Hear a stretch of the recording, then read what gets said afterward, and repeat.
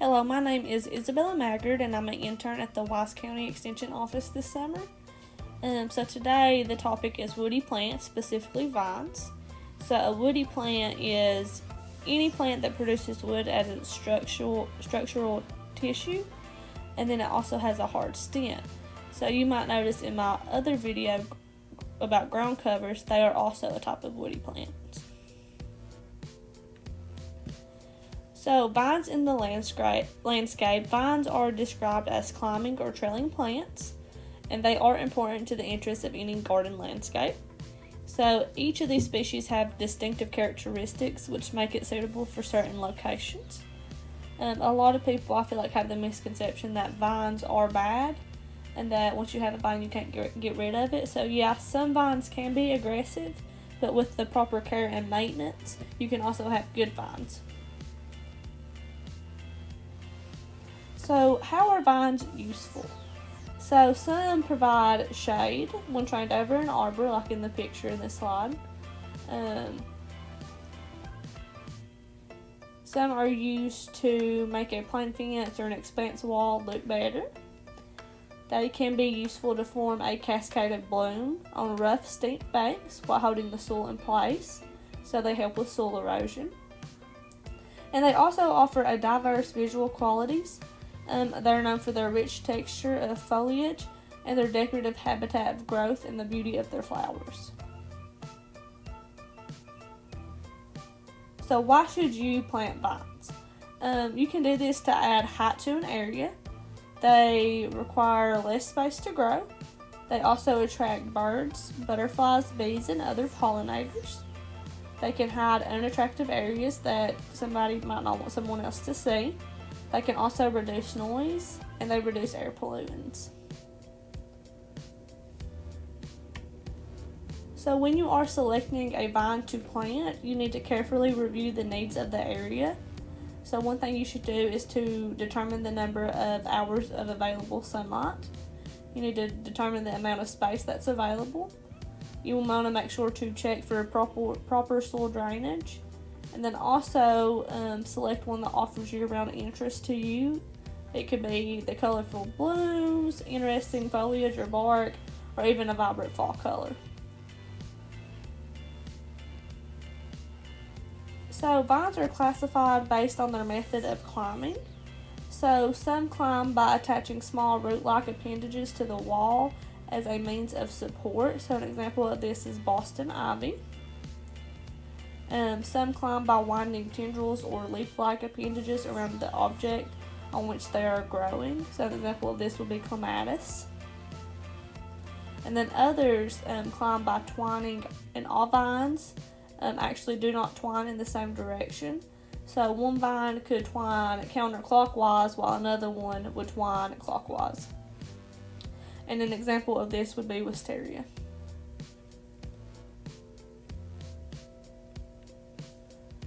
So just a little bit more in detail. So a twining vine, another example of that would be like the honeysuckle.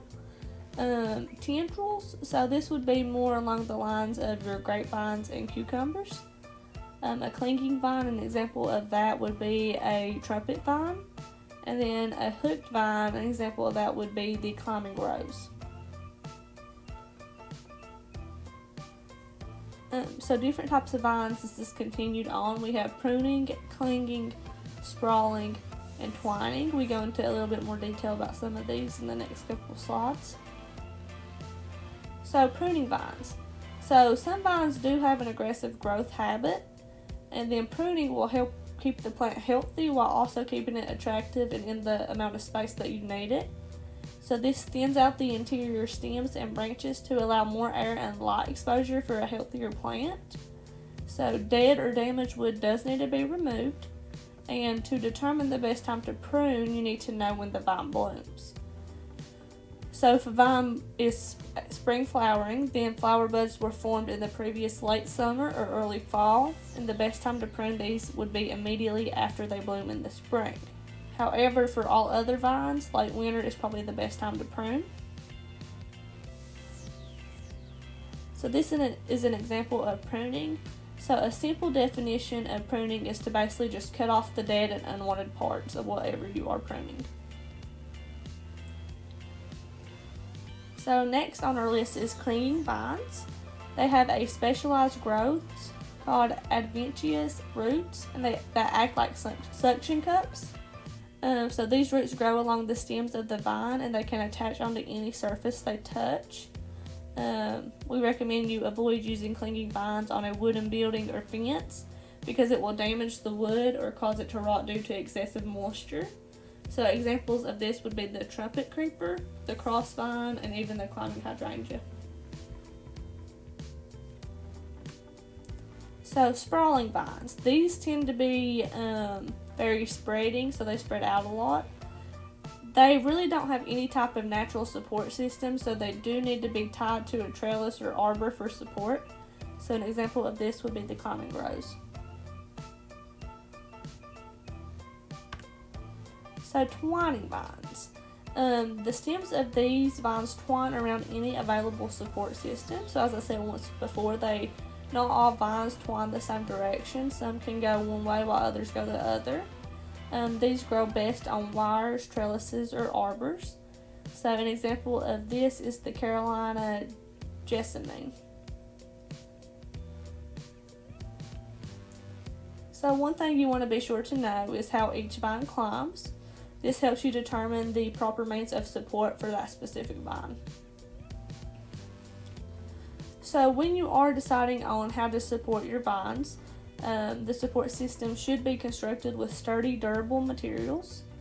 This includes wire, tubing, or wood.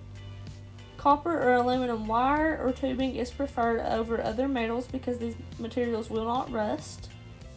Also, if you do choose to use wood, you want to make sure it's pressure treated, or you want to treat it with a preservative that is not toxic to plants because that makes it last longer.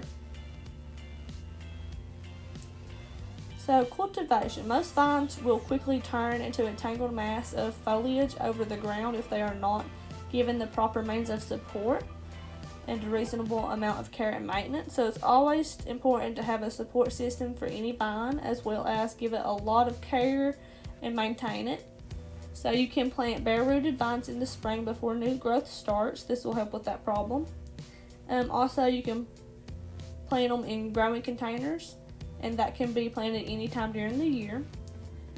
Young vines should be trained to provide the desired growth pattern. So you can either prune them or use a support system that'll help them grow to the way you want it.